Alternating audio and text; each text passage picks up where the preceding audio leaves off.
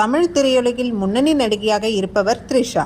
22 ஆண்டுகளுக்கு மேலாக திரையுலகில் கொடிகட்டி பறந்து வரும் த்ரிஷா குறித்து சமீப காலமாக சர்ச்சைகள் அதிகரித்துள்ளன. த்ரிஷாவின் தனிப்பட்ட வாழ்க்கை மட்டுமின்றி திரையுலக வாழ்க்கை குறித்தும் அவ்வப்போது பரபரப்பு கிளம்பி வருகிறது.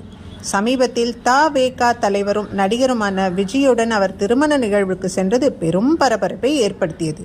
த்ரிஷா புதிய படங்களுக்கு கமிட் ஆகாமல் இருப்பதாகவும் இதனால் திரையுலகிலிருந்து விலக உள்ளாரா என்ற கேள்வியும் சினிமா வட்டாரத்தில் அதிகம் விவாதிக்கப்படும் விஷயமாக மாறியுள்ளது.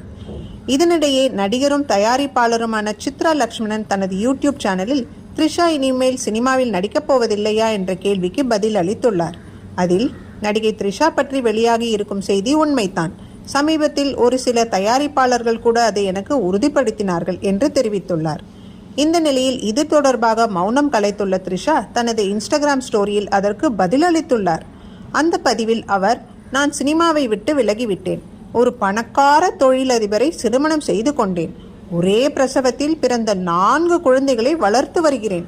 அவர்களுக்கு நேற்று தான் 2 வயதானது. இன்னும் வேறு ஏதாவது சேர்க்க வேண்டுமா?